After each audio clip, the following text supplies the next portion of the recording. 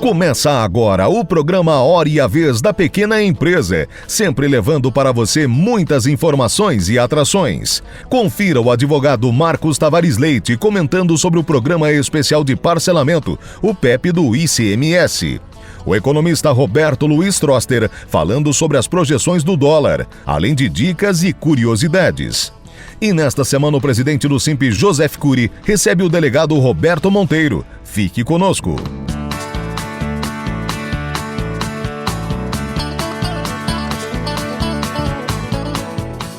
Esta semana o dólar assustou muito, assustou investidores, assustou produtores.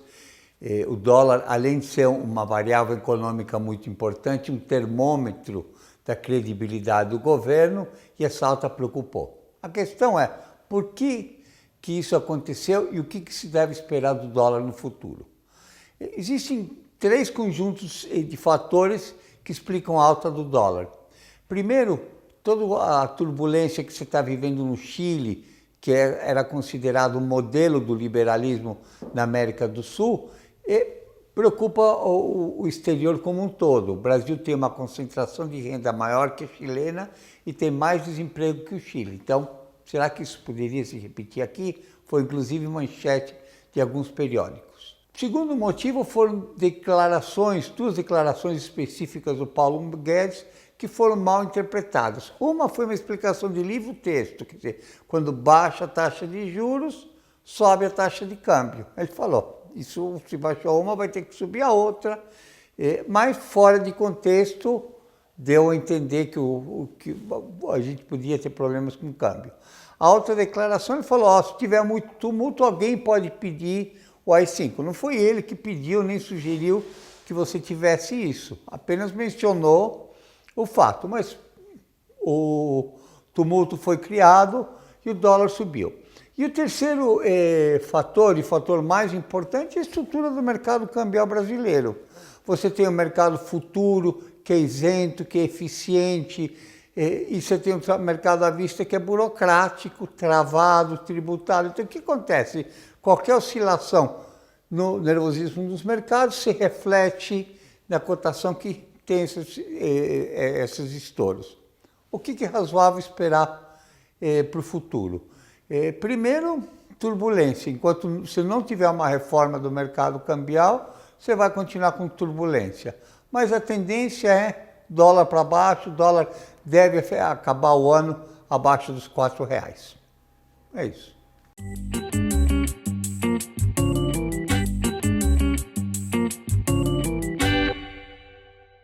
Dia 21 de novembro aconteceu na Livraria Martins Fontes o lançamento do livro Trapaça, Saga Política no Universo Paralelo Brasileiro.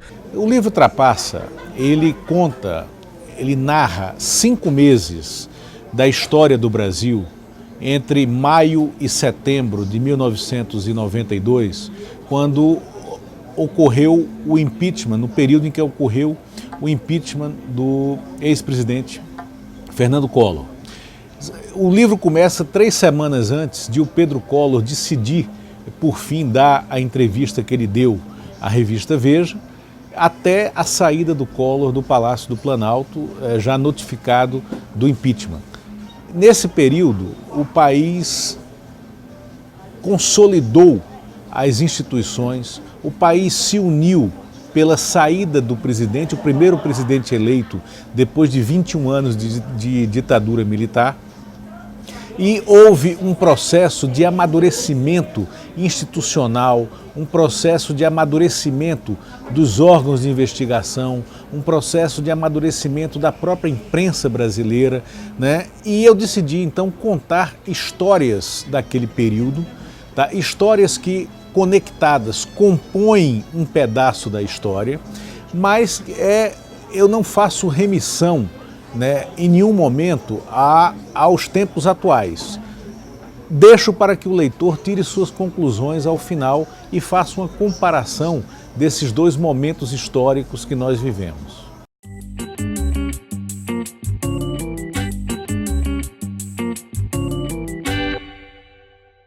O governo do Estado de São Paulo editou um decreto no início de novembro tratando de um programa especial de parcelamento do ICMS. O prazo para adesão a esse programa especial vai até 15 de dezembro e trata do ICMS cujos fatos geradores tenham ocorrido até 31 de maio de 2019. Os pagamentos podem ser feitos em até 60 parcelas, com redução de multas e juros. A redução nas multas vai até 75% e nos juros até 60%. Tudo isso dependendo do número de parcelas ou se a adesão se faz para um pagamento à vista. Então, quanto menor o número de parcelas ou mesmo o pagamento à vista, maior será o desconto na multa e nos juros. O grande problema sobre esse programa especial diz respeito aos encargos financeiros que se impõem às parcelas. Nós estamos falando de encargo que pode chegar a 9,6% ao ano e contra uma Selic que nós temos hoje de 5% ao ano e uma inflação medida pelo INPC do IBGE de 2,55%. 10% de encargos financeiros sobre essa questão tributária parece extremamente elevado e praticamente anula os demais benefícios e redução de multas e de juros. Vale bastante a pena a quem tem condições efetivas do pagamento à vista, mas aquele que for optar pelo pagamento parcelado, faça realmente as suas contas e veja o que compensa. Porque 10% ao ano são poucas as aplicações financeiras, inclusive, que podem chegar perto desse número.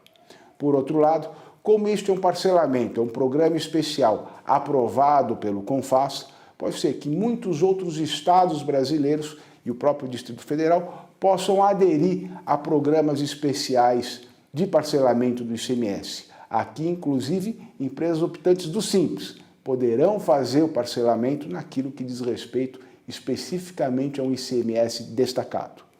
Portanto, se apoia a possibilidade, a concessão de uma possibilidade de regularização das empresas. Por outro lado, em 60 meses, que é um prazo relativamente curto e com juros de quase 10% ao ano, isso dificultará sobremaneira a manutenção da regularidade fiscal.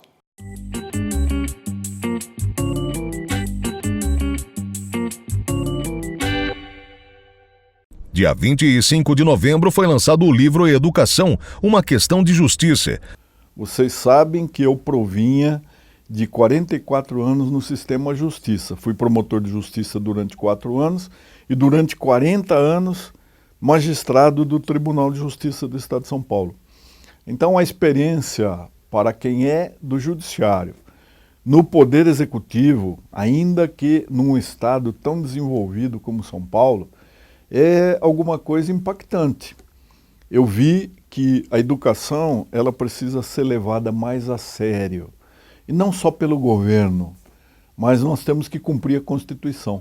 A Constituição do Brasil diz o seguinte: educação é direito de todos, mas é dever do Estado e da família em colaboração com a sociedade. Então ninguém está dispensado de cuidar bem da educação, principalmente da educação pública, que é aquela que serve aos menos favorecidos, aqueles desfavorecidos que não podem pagar uma excelente escola particular. Há muita coisa boa na educação paulista, na rede pública do Estado de São Paulo, mas há também muita coisa que precisaria ser revista.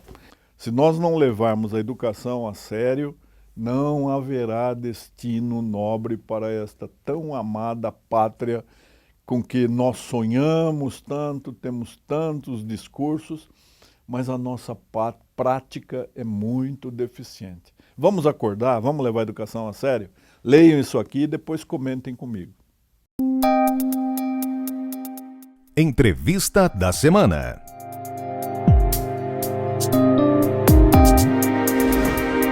O nosso convidado de hoje é o Dr. Roberto Monteiro. Ele é delegado de polícia da seccional, primeira seccional de São Paulo, capital centro. É um prazer tê-lo conosco. Um prazer é meu, Cury, e muito obrigado pelo convite. Estou à sua disposição e também dos telespectadores aqui da Hora do Simp. Nosso prazer. O senhor fez várias operações recentes. Sim. Entre elas o do Jacan, Sim. que você estava descansando e acabou... No final de semana. No final de semana e acabou fazendo um trabalho. O que aconteceu? Conta um pouquinho para a gente. Na verdade, nós estávamos no final de semana com as famílias na casa de um amigo, descansando esses dias, quando a esposa do Jacan, a Rosângela Jacan, trouxe uma publicação de WhatsApp, onde uma babá era apresentada como autora de vários furtos e estelionatos também na casa da pessoa que justamente publicou aquela foto e os dizeres. Ela me disse que, olha, Roberto, é parecida com a minha babá que está aqui conosco, que estava conosco na casa. E passou o final da sexta-feira, a noite da sexta-feira, o sábado, isso foi sábado à noite. Vendo a foto, a semelhança, logicamente não só a semelhança, eu pesquisei também no nosso centro de operações da seccional sobre aquela pessoa que se apresentava ali na foto como Andréa, e a babá do Jacan se apresentava como Ângela Maria. Então nós fizemos as pesquisas, percebi que eram irmãs e, logicamente, depois conversando com a própria babá, conseguimos, usando as técnicas de investigação, tirar a verdade, que ela era, na verdade, a Andréa, com várias passagens por furto, estelionato, inclusive foi presa no 78DP pela prática de furto no Rio Grande do Norte, já uma pessoa conhecida da polícia, e nós tínhamos também um inquérito policial sobre a mesma pessoa no 78DP ali nos Estados Unidos, e a partir desse momento ela franqueou para nós o acesso ao celular dela. Logicamente, ela tinha 2 chips no celular. Ela imaginava que nós não tivéssemos a técnica de abrir o segundo chip do celular que estava escamoteado. Nós abrimos e percebemos várias fotos da casa do Jacan, fotos de joias, de um relógio, a compra de uma passagem aérea com cartão da mulher do chefe Jacan, da Rosângela. E a partir daí nós tiramos a verdade, que ela era na verdade a Andréa, que se apresentou com nome falso, então já é um crime, previsto pelo artigo 307 do Código Penal, já estava naquele momento já em situação de flagrante. Viemos para São Paulo, o Jacan confirmou que o relógio havia desaparecido da casa dele, eu então ratifiquei a voz de presente, de flagrante, melhor dizendo, a voz de prisão, e encaminhei ela para o 78DP, onde foi autuada. Na sequência, ela acabou confessando quem havia comprado o relógio, um receptador chamado Sérgio Talarico, e foi preso também. Na casa dele foram achados 40 relógios, mais bolsas, outros acessórios. Então essa foi a história, Cury, bem diferente, né? Que teve muito comentário na mídia por conta disso. Quais são as dicas que o senhor pode nos dar, se é que a gente pode chamar assim de dica, ou quais são as cautelas que quem está nos assistindo deve tomar antes de contratar alguém na sua residência, na sua empresa, enfim, como se proteger de cenários como esse? Perfeito, ótima pergunta, Cury. Importante para quem está nos assistindo ter ideia de como se proteger de uma situação dessa. Primeiro é sempre pedir a documentação de quem se oferece para trabalhar dentro de uma casa, funcionário doméstico. Documentação e tirar cópia dessa documentação também. O segundo é sempre buscar pelo menos 2 referências anteriores de antigos patrões ou patroas. E o terceiro também é sempre pedir o atestado de antecedentes. Esse atestado que todo mundo pode obter de forma gratuita. E se houver qualquer dúvida do empregador, é importante que também se procure uma delegacia de polícia, apesar de todos esses cuidados, Cury, que se procure uma delegacia de polícia se houver uma fundada suspeita. Quero deixar bem claro aqui que respeito muito a classe dos funcionários e funcionárias domésticas, e essas pessoas que praticam crime usam essa profissão honrada, que nós respeitamos muito, apenas para praticar crimes. Então esses são os cuidados básicos necessários para que nós evitemos a prática de furtos dentro da nossa própria casa. Então a exposição é muito grande, não só furtos como estelionato, e não sabemos mais o que pode acontecer quando o inimigo está muito próximo, não é? Ou seja, cautela sempre e sem acusação a ninguém. Exatamente. E claro que são sempre minorias, porque a esmagadora maioria das pessoas são pessoas honestas, de bem, são pessoas se honestas, dedicam. etc. Então, agora vamos falar de outras operações. O senhor tem feito uma série de operações lá na seccional, na primeira Sim. delegacia e coisas... Seguindo a orientação, Cury, do nosso secretário de Segurança Pública, o general Campos, do nosso delegado-geral, Dr. Rui Ferraz Fontes, nosso diretor também do DECAP, Albano Fernandes, nós estamos realizando operações especiais em todo o decorrer desse ano. Eu posso citar aqui algumas, bem relevantes, Cury. Por favor. A Operação Vulcano, que teve como objetivo combater a venda de peças obtidas de maneira ilegal ou clandestina, peças de motocicletas, no chamado quadrilátero das motos. Também é a operação que nós fizemos a Paritá, na região do Pari, para combater a pirataria, objetos, acessórios, vestuário, calçados contrafeitos, piratas. Essa operação foi realizada em parceria com a Prefeitura de São Paulo. 50 toneladas de produtos pirateados, 50 toneladas foram 5 caminhões carregados. Ou mais, apreendidos. Tivemos também a Operação Guaianazes, que focou na prisão de traficantes e também na prisão de pessoas que furtam, roubam ou compram celulares furtados ou roubados. Importante, são 67 pessoas que foram conduzidas ao 3º Distrito Policial e dessas 67, 8 ficaram presas. E hoje, coincidentemente, no dia da gravação desse programa que eu sei que tem muita audiência, muito respeitado, nós fizemos a operação que se chama Morfeu.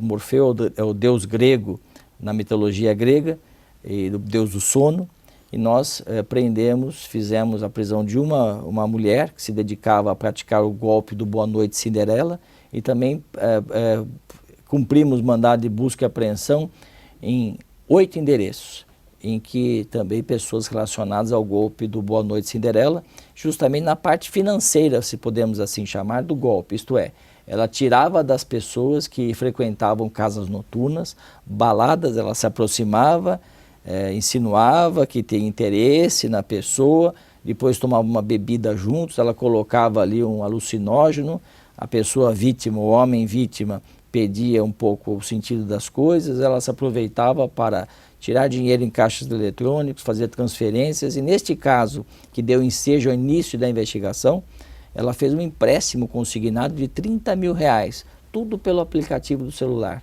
O que é que as pessoas devem fazer para evitar cair numa infelicidade dessa? Claro que são casos fora da curva, não é um caso rotineiro, não é toda a balada que tem isso, mas o que a gente pode transmitir, especialmente para os jovens, especialmente para as pessoas que frequentam as baladas, quais são as cautelas? Como é que ele evita com que isso ocorra? Os cuidados são os básicos, né? Aquele cuidado, sempre o conselho da mãe, né? Que as nossas mães, quando nós saímos de casa, olha, não beba no copo de ninguém, aproximação de pessoas que não se conhecem e repentinamente tem um interesse imenso, né, pela aquela vítima.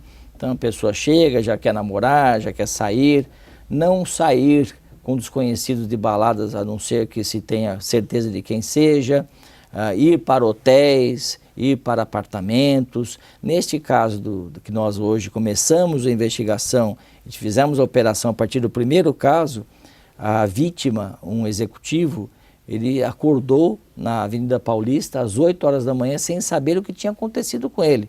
Já todo o golpe tinha sido praticado. Essa moça que foi presa, Cury, ela andava com uma maquininha dessas de cartão de crédito dentro da bolsa, ela tirou R$10 mil na maquininha de imediato e depois ela fez transferências, inclusive um empréstimo, como eu falei, de R$30 mil. Então, logicamente que aquele velho ditado, né, Cury? Esmola demais, o santo desconfia. Então, de repente, isso se aplica para homens e para mulheres. Aparece um deus grego lá, uma Miss Brasil, que se interessa pela pessoa que está ali, a vítima, e já tem interesse, logicamente o interesse sempre é o interesse homem e mulher, sexual, Claro. E depois já vai para um local ou outro que não seja ali aquela casa, aquela balada, e logicamente deve-se desconfiar que se trata de um golpe. Então são cuidados básicos, Cury. Isso começa com o copo do outro. Exatamente. Nesse caso, boa pergunta sua, Cury, exatamente. Neste caso que deu início à investigação, um dos casos que nós estamos apurando, e que deu ensejo à prisão dessa moça que praticava e também da quadrilha dela, ela não bebia, ela pegava o copo, preparou lá com um remédio, com alucinógeno, e ela simulava que bebia e a vítima, o homem, bebia. E aí sai as imagens da casa, dessa balada nos fornecida à polícia, e aí a gente percebe que sai totalmente fora de si e vai para um local incerto, onde ela, no táxi, já praticou a parte de passar a maquininha, o cartão na maquininha, nessas máquinas que se levam portáteis, e depois as transferências. E como eu disse, ele acordou na Avenida Paulista, depois das 8 horas da manhã, totalmente perdido, sem saber o que estava fazendo ali e sem se lembrar também do passado. Por isso que ele foi tendo lapsos de memória, e nós com as pequenas memórias que ele tinha do que tinha acontecido, conseguimos investigar e descobrir a autoria do crime. Eu sei que o senhor teria várias e várias histórias, várias e várias cautelas. Tem feito um trabalho maravilhoso, como eu disse. Obrigado. É realmente meritório, tanto é o nosso convite, a honra de tê-lo aqui conosco para contar essa experiência. Que outras cautelas que o senhor transmitiria através desse conhecimento acumulado para quem está participando conosco, que chegamos ao final do nosso tempo? Bem, Cury, eu agradeço o convite, e a cautela é de sempre. Nós vivemos num mundo hoje em dia, ainda mais esse mundo tecnológico que nós vivemos. Os crimes praticados pela internet estão aumentando muito. Os golpes também das pessoas que telefonam à noite para casa, simulando uma voz de criança, são muitos golpes que hoje se aplicam. O cuidado com o celular, quando se sai com um celular de 3, 4 mil reais, tem que tomar cuidado. Enfim, o mundo hoje, qualquer parte do planeta, é perigoso, e as pessoas devem tomar muito cuidado com os seus pertences, com a sua vida, e desconfiar um pouquinho também das coisas que se apresentam, né? E na dúvida, eu sempre disse, procurem uma delegacia de polícia, acionem a polícia, sempre a polícia, a mão amiga, parceira, que está sempre ao lado daquele que precisa de um apoio. A Polícia Civil mudou muito, vamos dizer, nesse último ano. Mudou para melhor a nível de investigação, procedimentos, etc. Nós tivemos o prazer de conversar com o novo responsável pela área da Prefeitura, da Polícia da Segurança Urbana. Sim. O Dr. Carlos Alberto, que, aliás, eu acho que foi um parceiro, é um parceiro na montagem de programas, Sim, etc., em conjunto. Qual seria a maior dica que você daria, porque ele nos disse que todas as polícias estão integradas. Olha, nós temos recebido, Cury, todo o apoio do governo do estado, governador João Dória, recursos humanos, materiais, todo o apoio. O governador já tem dito que aqui em São Paulo nós vamos ter bandido na cadeia, e nós temos tido todas as condições para que isso aconteça. O cidadão de bem tem que ficar tranquilo em sua casa, no seu dia a dia, nos seus afazeres, no seu trabalho. E o trabalho da polícia continua integrado, a Polícia de São Paulo, e os resultados estão aí. Nós temos o estado com o menor índice de criminalidade do Brasil. E isso é muito importante que se ressalte. Nós temos todo o apoio do governo do estado. Queremos parabenizá-lo pelo trabalho, desejar pleno êxito, porque o seu sucesso é um sucesso da sociedade como um todo. Parabéns, obrigado. A você que esteve conosco, o nosso mais profundo agradecimento, com a certeza que estaremos juntos na semana que vem. Até lá!